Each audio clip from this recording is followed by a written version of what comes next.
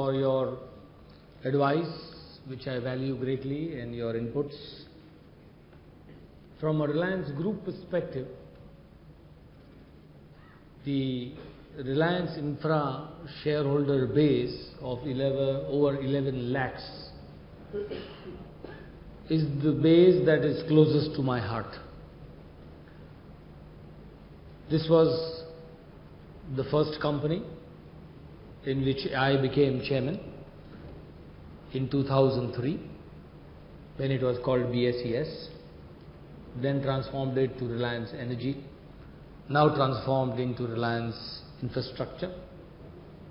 So the journey has been very rewarding, full of learning, and learning about new businesses which I didn't know anything about.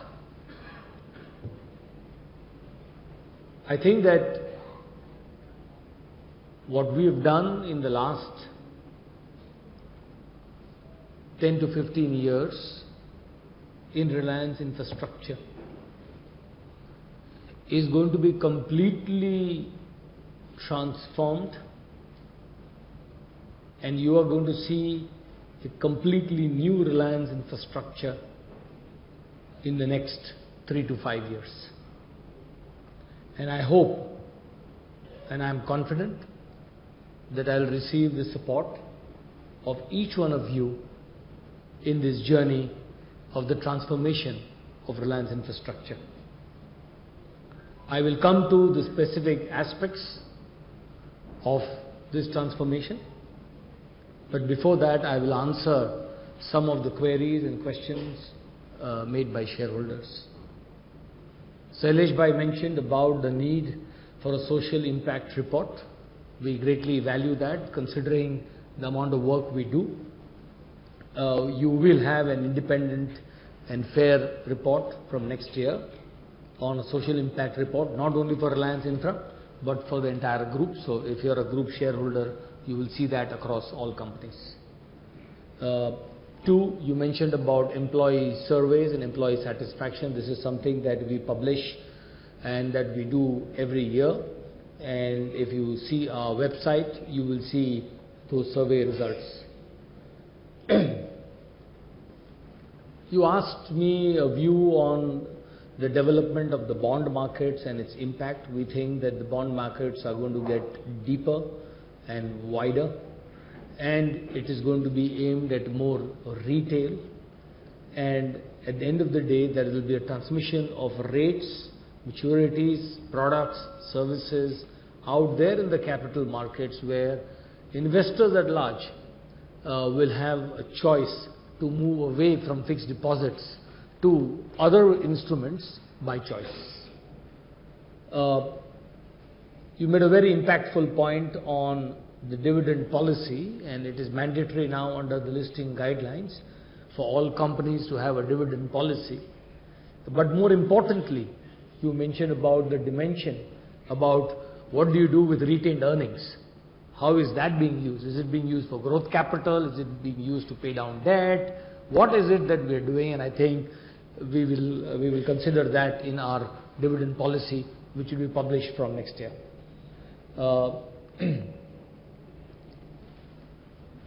Every one of you who has been on the Mumbai Metro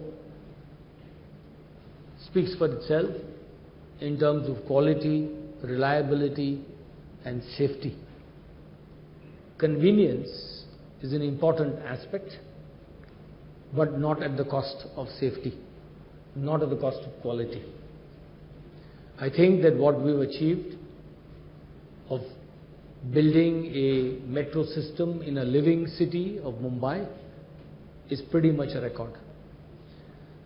I have to thank our EPC team, and I have to thank our leadership team at the Mumbai Metro, headed by Abhay Mishra, who is here, for the outstanding job that he and his team are doing at Mumbai Metro. And in 786 days of operations, 200 million people experienced the Mumbai So I think that it is a record, and it is an excellent suggestion, and sometimes shareholders guide us and read our minds. Considering our expertise and experience of Mumbai, clearly we are looking at a large number of metro systems in Mumbai, in Cochin, in Lucknow, in Nagpur, in other parts of the world to be an O&M operator. So if we can run a world-class system in Mumbai, there is no reason for us not to go and create this world-class experience in other cities. And this will be a new business for us. It will be a revenue stream. It has no capital intensity, but it has got intellectual capital. It has got knowledge. It has got experience. It has got best practices. And that is what we will bring to the table in terms of trying to develop this area.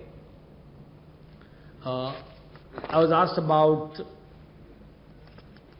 the defense business and the capital intensity of it.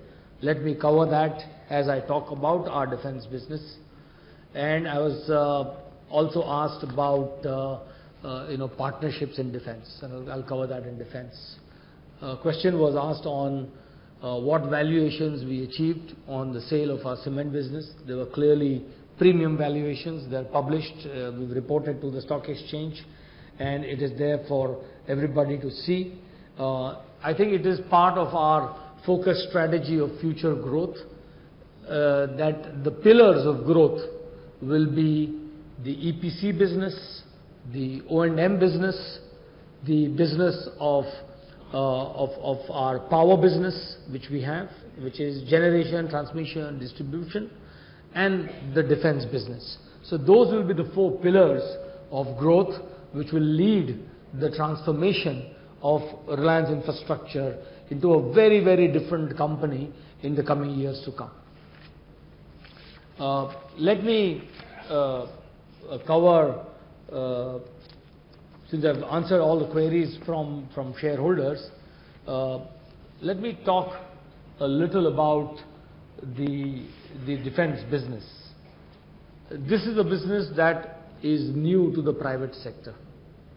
This is a business that has been liberalized and opened up only in 2014, when Prime Minister Modi took charge of the country. With his policies of Make in India, of Skill India, of a Digital India, of a Swachh Bharat India, and his policies of embracing technology, the liberal foreign direct investment regime that we've got in defense. These are the key drivers for private sector participation in defense. So it's a new sector. We are all toddlers and babies in this business. So we are in the business of learning. So if you asked me a year ago about defense businesses, I would know nothing. Today I know something, but I'm still in the learning process. And we ultimately depend on the intellectual capital of people who have served us in the Army, in the Navy, in the Air Force, like Admiral Mali and so many other people who have joined Reliance Defense in pushing forward with our defense vision. I think that India is one of the largest importers of defense equipment in the world, and that has to change. I think that the opportunity is so large that whether it is 5 lakh crores or 10 lakh crores, it is meaningless to rattle out any of those numbers. I think that our effort and our vision really is something that I believe would have made my father very, very proud. We're looking at an integrated play in the defense sector, a play across all the verticals of the Army, Navy, and the Air Force. To play the naval sector, the only way you can do that is if you own a shipyard. And that's the first thing that we did last year. To show our seriousness, to show our commitment, we acquired control of Pipavav Defence, which is now renamed as Reliance Defence and Engineering Limited. And that will be the center of excellence as far as we are concerned for everything to do with the naval opportunities. There are only two companies in India, one being Reliance Defence, that has now been approved by the Ministry of Defence, accepted by the Indian Navy, to build warships, to build submarines, to refit existing warships and existing submarines. We've had the Germans, the Russians, the French all come and survey the Pipavav yard, and all of them have certified it as a world-class yard, and all of them have expressed their desire and have actually signed MOUs with us to come and work with us in India and transfer technology, train our people, and of course also provide capital. So capital is the least constraint in the defense sector. It is not as capital intensive as most people think. Capital is provided by the customer, in this case the Ministry of Defence. There are stage payments. So it is a medium to light capital intensive business. It is not like building 4,000 megawatts at Sasan, which cost us 30,000 crores. I don't think we can spend 30,000 crores in the next 30 years in the defense sector. I don't think that that's going to be there. So that is as far as the naval side is concerned, and only recently, and shortly I should say, we would be signing a contract with the Indian Coast Guard for the first defense order from them to a private sector company for 14 fast patrol vessels at a cost of about 1,000 crores. The Navy has recently sent 3 of their ships for refits to Pipavav, so we are now getting into the know of what is going on in the sector. And we have bids out there and shortly tenders to be open for projects on the naval side for a value of over 10,000 crores. So we are deeply engaged, we are deeply involved, and we are deeply committed to the defense sector. The Government of India is pursuing several initiatives to promote Make in India, to see that Indian private sector participates in the defense sector. I'll just give you an example. There are 5 public sector shipyards which are owned by the Ministry of Defence. They have 200,000 crores worth of orders. On an average, they're running 10 years late on all programs. So now, the opportunity is there for the private sector to come in and work with the public sector, work with the government to strengthen their arms, to expedite deliveries, to learn and to produce quality and at competitive costs. So I'm just speaking about the scale of the opportunity that is in front of us. I think that while we are pursuing several opportunities in India on the naval side, we are also pursuing foreign military sales, which is effectively selling defense naval equipment to other governments, other countries outside India, and our teams are engaged in multiple opportunities which we hope we will realize over the next few years. I think that the Government of India is pursuing a program called Strategic Partnerships in the private sector. It's a program that we endorse, and we are one amongst the 2 that would qualify for a submarine program. It is an order for 6 submarines with a value of over 60,000 crores. So I think that we take great pride that we will be able to transform Pipavav Defence, now Reliance Defence, into a world-class naval facility, both for warships and submarines, and I hope we will make India self-sufficient and very, very proud. We have similar initiatives on the land system sides, which is the Army side, and we also have on the aerospace side. I want to make a mention, since I was asked by one of the shareholders about working with Israel. We've signed 2 joint ventures with Israel. One is with a company called Rafael, which is one of the largest and world leaders in missile technology, and we will be making missiles in India for the armed forces. The second one is a joint venture with a leading company in Israel called Elbit. This focuses on homeland security and border management. For example, if we had a world-class border management infrastructure, we could have avoided, at one level at least, an attack on Pathankot. At another level, we could have prevented or early warned or restricted an attack on Uri. I think that these are again game-changing events. These are adoption of world-class practices, which includes thermal imaging, night vision, and bring the best technology and practices to bear. We've recently bid for a tender for the Border Security Force for creating fencing and to bring world-class practices. So this is a deep defense ocean, and we are just learning to fish, in spite of the fact that I'm still a vegetarian. So I'm just learning to fish. I think that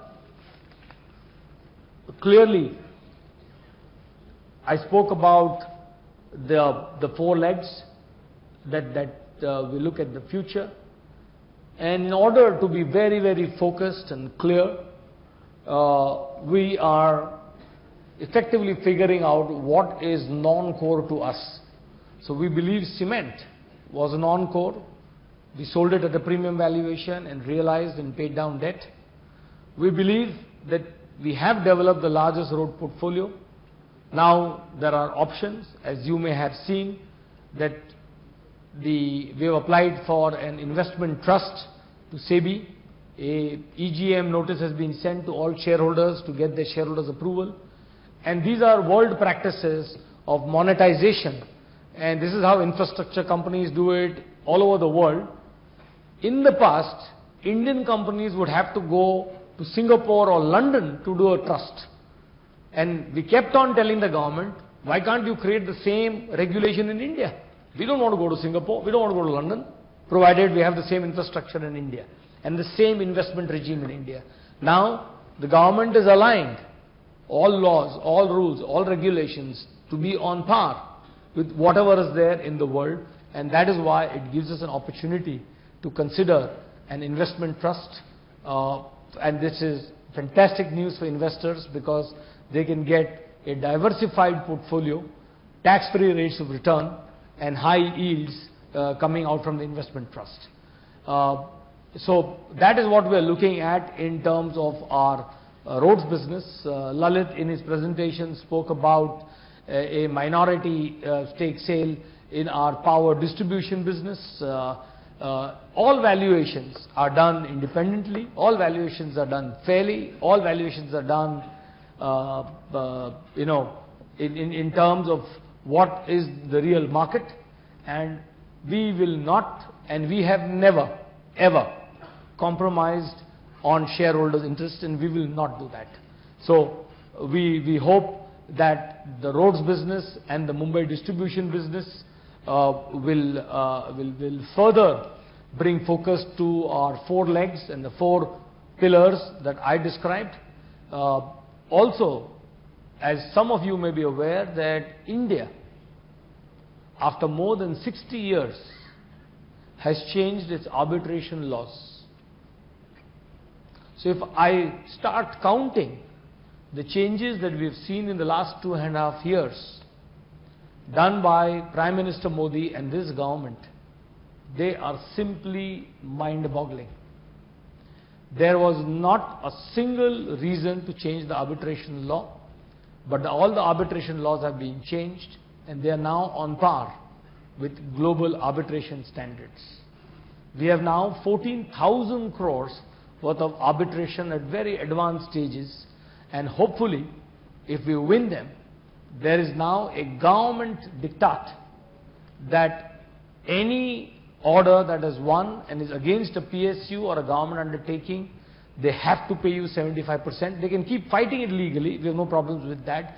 We will secure them with a bank guarantee, but it will bring in the liquidity into the system, into the company, to reduce debt, to reduce NPAs of banks, to give liquidity, and to reduce our overall costs. So I think that we expect that based on all these initiatives, and Lalit said this in his presentation, my clear vision is we are moving towards making Reliance Infra debt-free at a standalone level. That is a journey, that is a transformation that nobody's ever attempted in India.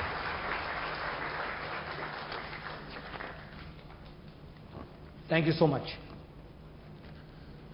As required, the company has provided e-voting facilities to all the members of the company from September 24, 2016 to September 26, 2016. The voting rights of the members are in proportion to the number of shares held by them as on the date cut-off being September 20. The voting through physical ballot has also been made available to the members who attend the AGM and who have not already cast their votes by e-voting. The Board of